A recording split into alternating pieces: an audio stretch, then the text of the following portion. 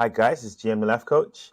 I'm here with a therapist, and his name is Jonathan. And we met at a trance talking at a bar, and this guy is just phenomenal. So I said, "You got to get you on, go get you on, go get you on." So yeah, introduce yourself, Jonathan. How you doing? All right. My name is Jonathan. I am a therapist, as you've said. Covering various things in life, mental health, life transitions, relationships. All these types of things. Generally speaking.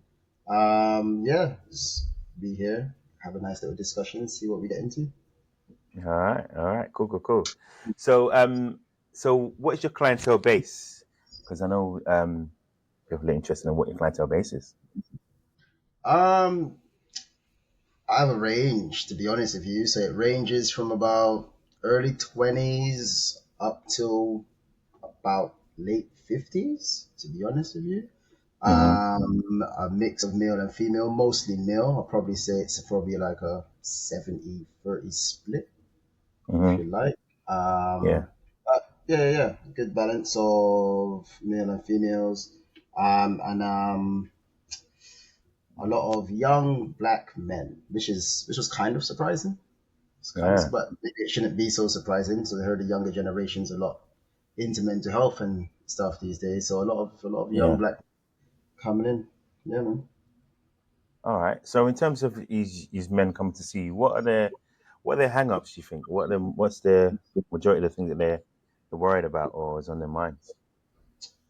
Um, they're worried about their place in society, generally speaking, right? Mm-hmm. Um, what they're supposed to be doing. They're worried about money quite a lot, right? Got 21-year-olds coming in expecting to be earning six figures. It's like you're 21. But yeah, and they've Yeah. got this mindset that they should have all this money in the world. They're worried about what they should be doing. And they got a lot of hang-ups about like relationships and stuff. That seems to be the ones that I get the most, I would say. Yeah. Money, relationships, and their place in life. Wow. So where does the sort of the pressure from earning money come from? Social media. Hey, knew we'd get there so quick. And it Yeah. was it just watching videos and just saying I need to get this, I need to get that. Is it? I don't know. I think it's various places, to be honest with you. Social media, I think, is quite a big one. A lot of the time you got them wanting to earn money to impress women. Women think that they need to have this, and the other. So the guys are trying to get this, that, and the other to try to impress the women, right? I think there's this push recently about men having six figures. So these 21-year-olds think that they should be out there having six figures, but for themselves as well, right? Like they feel like they should be making all of these business moves and stuff, and they should be these big time businessmen. And they're 21 now, and they're seeing people Mm, online living this luxury lifestyle, and they want to live that lifestyle, so they need all this money. You know what I mean, right? But I don't mean, and it's fine to have those goals, but it's kind of like they think they should have it right now. Like they've just mm. come out of uni and think that they should be in a six-figure job, and if they don't have it, they're failing at life and all of this kind of stuff. You know what I mean? So how do you then battle that? Because a lot of it is like telling them "Look, it's not realistic. You gotta have a career, you've got to grow stuff. You got so how do you combat that? Um, well, try to talk to them about what's real. I deal with reality when clients come to see me. It's not really about living in delusion. Do you know what I mean? Which I think a lot of people do with this social media generation. Everything's kind of based on this pretend stuff. It's just not real. You know what I mean? And so we try Mm, to talk about where they are realistically, what their actual goals are, what they really want to accomplish, and are those goals actually achievable?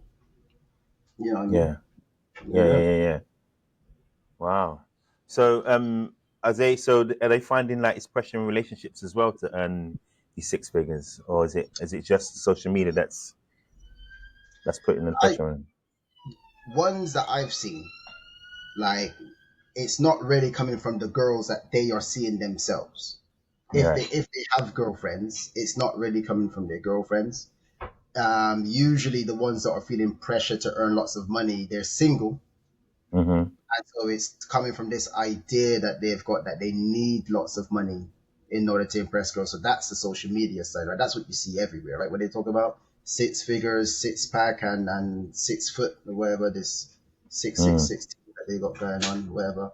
So yeah, it's mostly from that. Like guys that tend to have girlfriends, they tend to just feel like they're comparing themselves to people they see on social media, but that pressure isn't coming from their girlfriends usually. Mm. So they get pressure from their peers. They kind of go, "You got to do it. If I'm doing it, you got to do it too." Or Not, no, it's just perceived pressure. That's what I'm saying. A lot of really? it's not even their own friends that are telling them they have to have this money. So it's like, let's say I had a client where he's doing quite well. He's doing all right, but his a friend of his was doing like a lot better.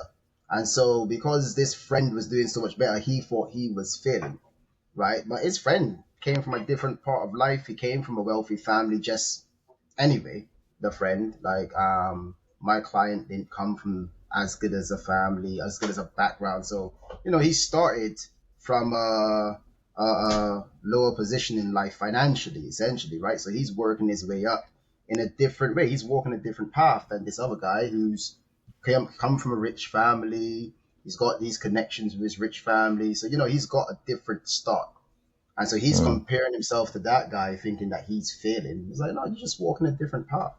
You know what I mean? From Mm. where you came from, you're actually doing quite well.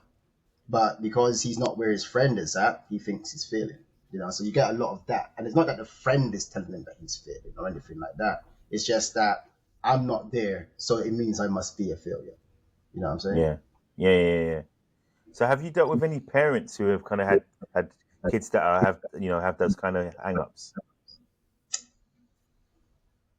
No, actually. No, no, no. Any parents that I have, they tend to complain about their teenage kids, usually. So there's like mid-teens and whatever else. That would be the complaints, and it's never really about money or anything like that or trying to fit in. Although I guess I did have this one mum. She had a son who, well, he wanted to keep up with his friend, like kind of like what they can buy and stuff, but that wasn't like the major issue. There's a lot more stuff going To it? on there. Yeah. The money thing was just a bit of an extra, but that wasn't the main problem. So not Mm. really. Typically, parents don't even talk about their kids very much. Actually, kind of like. Yeah. Oh wow. Okay. So we've got kids who are, or young people who are trying to earn these six figures. We've got some parents kind of, trying to limit that stuff happening or their social media use. You also said you deal with some women as well. So what are the women's hang-ups then if they got young men that are about six figures? What are the ladies on about? Depends on the age group. So like, I find younger women are worried about boyfriends and children. They're worried Yeah. about boyfriends and having children. Women in their 30s are worried about having children. This is what I've been getting. Obviously, I imagine other people have different types of things, but typically, women in their 30s are worried about having children. Are they going to be able to have children? Am I going to have children with the right person? Like, who's the person that I'm with? And then women in later stages of life, so I've had older women as well. Typically, it's just about relationships. Mm-hmm. Um, and themselves, like kind of accepting themselves and um, searching for a male opinion. Like that's what you get. Like, oh, why? Because Oh I tend to wow. ask guys why they've come to kind of see me or why they've chose me and whatever. Blah blah. The reason you tend to get a lot is like, okay, I've like been listening to women all my life, rah rah. That's not really working out. So I'm trying to get a male opinion on stuff. I'm a therapist. I don't give opinions, but we can help them explore some stuff anyway. Yeah. All right. So the hang-ups in relationships. Is it a lot about trying to find these. It's not about trying to find these six-figure guys. It's not trying to find them. No, no, that's actually really the thing. I find that the women that come to therapy, they, I will say, they tend to have high standards, maybe standards that are that where they're blocking themselves out of finding partners. But it's Right. never really to the point of you must earn six figures or anything like that. You know what I mean? It's like it is quite high expectations, though. Not to the point where it's unrealistic, but it does mean you shrunk your pool quite a So, lot. so what is it? Is it an expectation in cleanliness? What is it? It's usually just like this whole package that they want, right? It's not even like it's cleanliness, it's everything combined, and they're not willing to let any one bit of it go. So it's like, let's say there's 10 things they want, he has to have all 10 of those things. And if he doesn't have Mm-hmm. all 10 of those things, then I'm not going to go for it because I can't settle. Because him missing one or two of those things, then they're settling, essentially. And it's kind of like, well, you might have a guy with eight things. Wouldn't that be Mm. okay? No, no, we can't do that. But, so it's up to them. Where does that come from though? Because I've been seeing a lot of that like happen on social media myself. So I don't know where that comes from. Is it I think TV? that Is it? comes from, well, that's what we grew up with, right? I'm not sure how old you are, but I'm in my I forties, remember when I so was younger, we were I can growing up. disclose that. Yeah. Like that was a lot of the messaging that we got, right? Like that was Mm, out there everywhere. Women can have it all. That's what they grew up hearing. You can have it all. You can have it all. But no one can have it all. Yeah, you can have some of it sometimes. Maybe you're gonna have to pick and choose what time you're gonna have what, but no one has it all. You know what I mm, mean? Right? You get some of it. You gotta decide what bits you really, really want and what bits you can live without. Because you can't have it all. And I think mm, that's a lot of where it comes from, right? Women have been taught from ever since they were kids they can have it all. They can't. mm, You can't have it all. mm. So I've been having a conversation with a mate of mine talking about our own journey as young men, and do you feel like we have a certain difficulty becoming from a boy to a man in terms of our journey through adolescence to kind of early adulthood? Well, there's no guidance for young men, right? And so that's why they don't know their place in life, right? There's we're the male role models. A lot of households don't even have men in them. Their guidance comes from a lot of the wrong type of role models. They don't really know who to look up to properly. They probably end up spending a lot of their life figuring it out for themselves, and then they don't even figure it out until they're like mid 30s. And that's when now, oh, I finally figured it out. But now you're mid 30s. How much time did you waste even getting there? You know what I mean? It's Mm, a lack of role models. So when you've got no one to help guide you, of course it becomes difficult moving from boy to man, right? There's no one to mm, help you figure out what it is that you should be doing, what being a man even looks like. mm. Yeah, yeah. I know for myself, I kind of had to make it up as I went along. Yeah, Um, exactly. You just you have to know, hope you don't mess it up too bad, right? yeah, yeah, yeah, yeah. So you can just kind of There's no, recover. Yeah, yeah, yeah, yeah. yeah, that's it, right? There's no one that's there to be like, oh, you're messing up there. You don't want to go down that path or to help to give you guidance. You just have to fumble your way all the way through and then be like, oh, I shouldn't have done that one. That didn't turn Mm, out too well. You know what I mean? There's no help, yeah, and women can't help. I know you women like to be like, oh well, I can be it all for my son. No, you can't. You can't teach a boy to be a man. You can nurture him and stuff, of course, but you can't teach him to be a man. He needs men for that. And so yeah. when you've got no role models, there's no like clubs or any of this kind of stuff around the place that they can go to. So this is the thing. How can we? Is there a way for us to get around that? Because obviously this perpetual cycle that keeps happening. Is there a way around it in our community that we can? Obviously, I want to start at the beginning. Some you have to maybe make good choices at the beginning, right? In terms of your partners and stuff like that, maybe, or am I just being? I mean,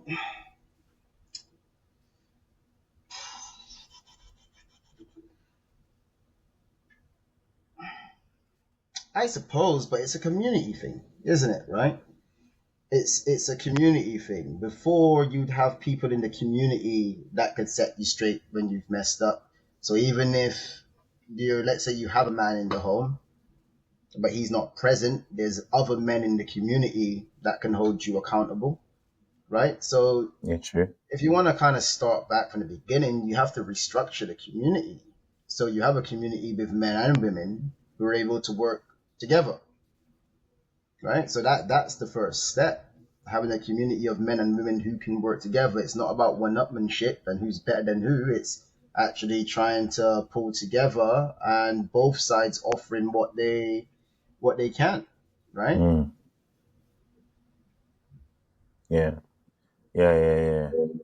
Um, it's it's a difficult one. A- um, a friend of mine, who will be on the podcast soon, as it goes, we were talking about ways that you know dads can kind of uh, sort of parent their daughters, and finding it difficult to sometimes you know connect with their daughters if if they have to look after them or stuff like that. Do you see stuff like that within your client base? Difficult to connect with their daughters in what way? Even children, even in general.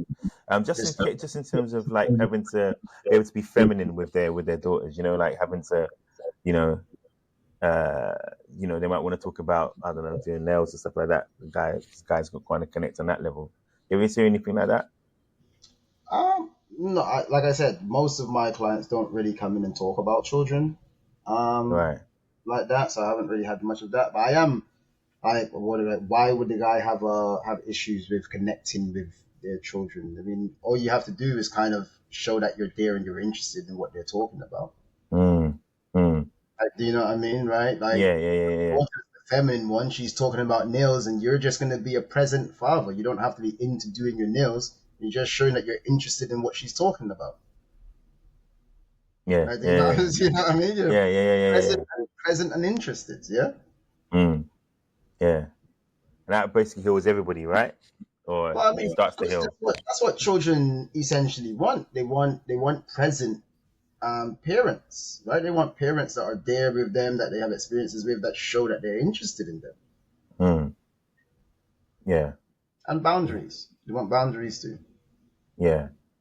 Yeah, because I work with young people who they've got a lack of boundaries, and so their life has gone kind of wayward. Parents haven't really done what they need to do, and it's trying to put those things back in place. And I guess when they come to you, it's you trying to sort of remodel them and guide them a little bit better, right? And mine, Well, if essentially, I'm right? wrong. Because they actually want boundaries. I think something that people don't recognize about young people is that they actually want boundaries. Like, Mm, right? They when you allow them to go wayward, even when they come to see me, they will say, "Yeah, my parents didn't give me much boundaries, and they just kind of allowed me to do whatever I want. I wish they were a bit more strict with me."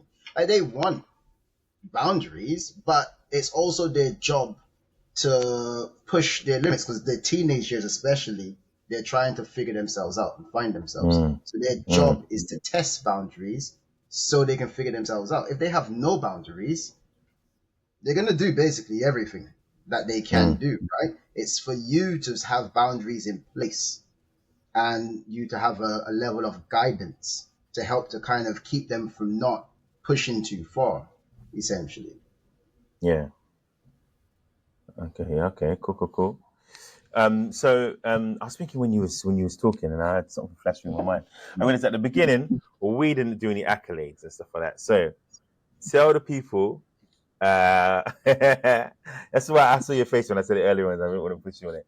But tell the people about some of your accolades, because I'm gonna get cursed if I don't let everybody know like what your stuff. Some of my accolades. Oh, So well, all right. So what accreditations do you have? Let's put it that way. Let's go that way. I mean, I'm with the BACP, registered member.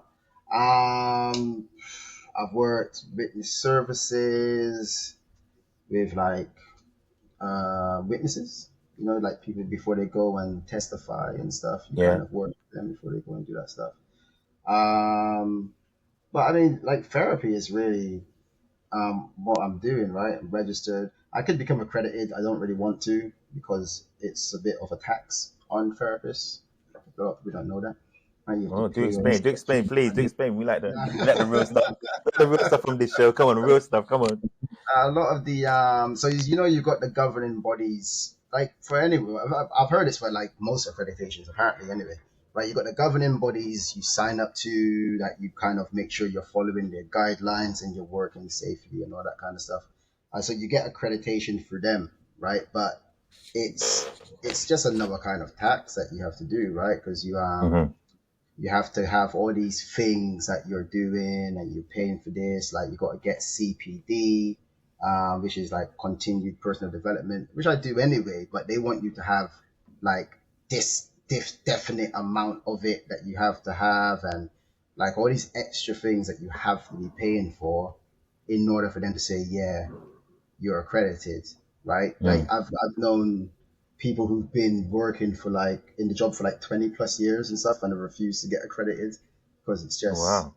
that means with the amount of experience they've had, they could be accredited. They just don't want to. I mean, I might do it at some point. I just if I could be bothered, to be honest with you. I Like love that. I love what that. I would prefer to do is start doing like group work and stuff. I'm thinking about doing that. Mm. And at the moment, being I am being pushed to write a book about an Yes. approach that I'm possibly working on, but I'm not sure if I'm going to do that either. I'm going to write the approach. I'm going to see how I feel to see if I want to expand it to a book. But we'll see how that goes. I'm not going to get into that too much just in case I don't decide to write it. And then people are like, when is the book? No, Jonathan, you gotta write the book. You gotta write the book. You gotta share the knowledge, man. Share the knowledge. You know. Well, I think I'll definitely do something that's like that. Like I said, I might do some group work because I know people are asking for that. These young people to Mm. come to. I have to test and see what the interest levels are at. If I get enough people that want to come and sit and have talks and stuff, I think that would be good. Mm. So I've been in discussions about that. We'll see how it goes. But aside from that, yeah, I'm going to work on this approach because I see a lot in therapy that I like and a lot in therapy that I don't really like. And Yeah. I think about therapists is that they all have their own approaches, you know what I mean? Um, and so like I'm working on one that I think works well for me. And actually, to be honest, it works really well for men. It works well for women as well, but it probably works better for men, but that's probably because I'm a man thinking on like a man training stuff Man's issues. Yeah. essentially. And I think that's all right, right? Because I think a lot of therapy is centered around women and the way they think as well, anyway. Mm. You know what I mean? So yeah, I'm gonna focus on that, and we'll see where we go. Wicked, wicked. How long have you been doing it so far? Um, how long have I been practicing? It's 5 years actually. Wow. Um, Okay. Okay. Okay. What made you want to start then? So if we go back. interest in people. I'm just interested in people and why they do the things that they do. Yeah. Why they tick the way they tick. You know what I mean? So that's just more what it's about. It wasn't really about the therapy in and of itself. It was just kind of the why. Why are people the way they are? Mm. Mm. And has that been something that you looking at from when you were young, or was it just as you got older? Um, I mean, I've always been interested in people and why they do the stuff that they do. To be honest, it's been a constant thing. Yeah. I think it grew as I got older. I think I started being interested in like the psychology of stuff, and then obviously you start reading some stuff in psychology, and oh, that's very interesting, blah blah blah, and then the interest grows with the more you kind of read. So I just kind of kept reading, and then I got to a point of like, oh, what do I want to do? Because I was like, I bounced around from a bunch of different jobs as I was growing up in my 20s and stuff. I was just bouncing around the place. You get to a point like, okay, I kind of need to decide on something. And Mm. there's also still interested in people. So I thought, let me look into therapy. Be a good thing because you're literally working with the people. And you Yeah. might be able to ask them why. Why did you do that? Yeah. Yeah, yeah. No, that's good. That's good. All right. So where can people find you if they wanna, Matt, they might want to come and get some of your expert services and get some Um, advice. People could see me on the BACP website. I'm registered with them. So you got the BACP, and you can just search up my name, Jonathan Husbands, on there. Actually, if you just Google me, you'll find me. I'm like the first result when you Google me, Hey, Jonathan. look at him. Just Google me. Just Google me. I love it. I love it. I love it. Yeah, come on Yeah, straight yeah. away. I'm on Psychology Today. Uh-huh. Again, Jonathan Husbands. Type me up on there, and that has all of my details as well. I've got a website, but honestly, most of my traffic comes through either BACP or Psychology Today. Those are probably the best ways to get in contact, really. And probably one of my last questions, I've got maybe two more. Um, is where do you see therapy going? Do you see it changing, or do you see it staying in the same trajectory it's on now? Um, I can see changes coming because of Gen Z and their short attention span. I think at the moment they've got like this little text therapy that you can have where so you're not even having a proper session, right? You can just kind of text your therapist and all of that stuff. So it might All become right. a little bit more bite sized. Obviously, if you feel like you've got a more pressing thing you need to talk about, you can still have your proper session. But I am seeing a lot of this kind of short attention span, short connection with the therapist stuff. I don't do it. So I don't know exactly how it works. I imagine like, are you charging them by the text? I don't know. Or did you get like a certain amount of text a month? Yeah. I'm not actually sure how that works out, but that is happening. I'm looking in. I've got a client who's working on AI.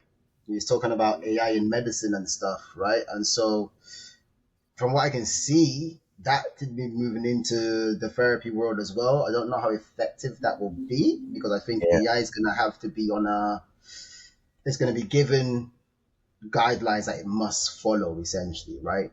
And I think a lot of therapy, when you're kind of being person to person, it's not like you avoid the guidelines, but you don't have to be as strict as if the coding is strict, it's strict. Do you know what I mean? It's like, oh, Yeah. we must kind of talk about that, blah, blah, blah, yada, yada, yada.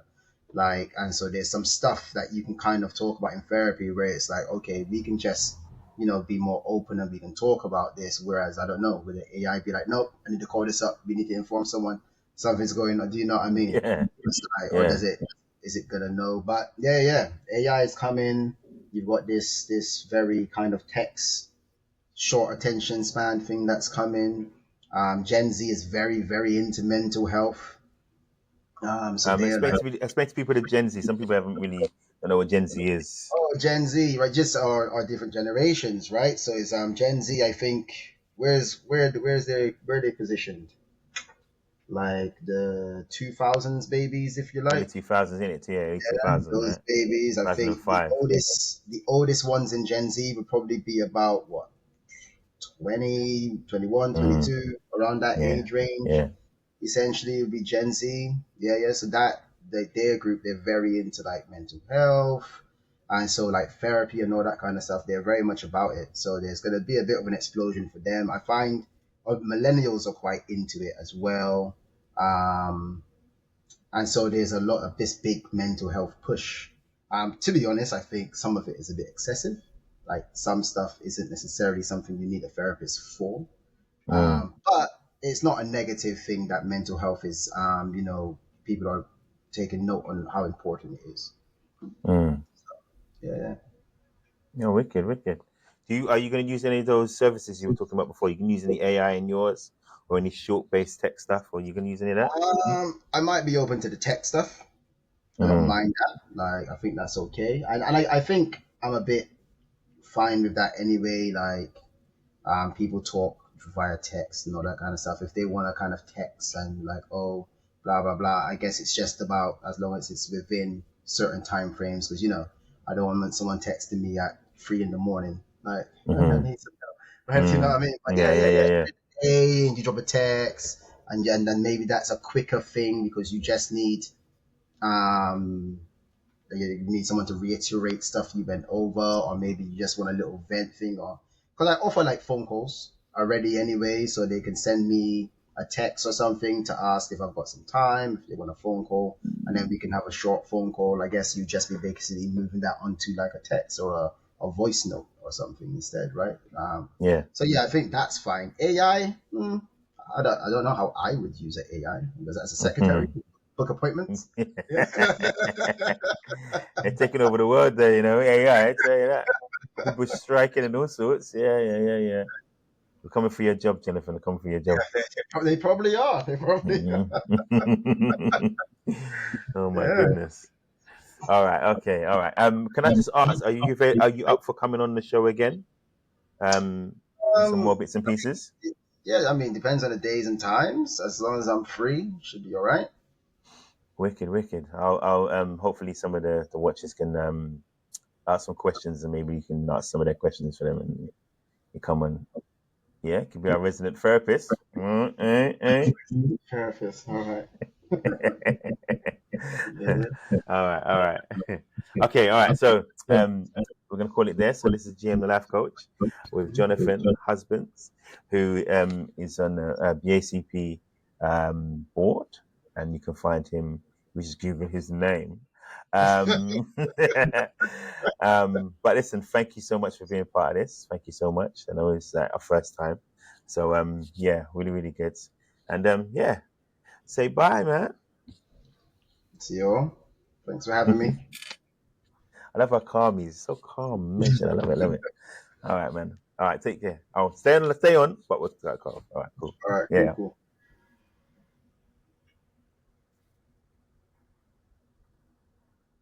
All right.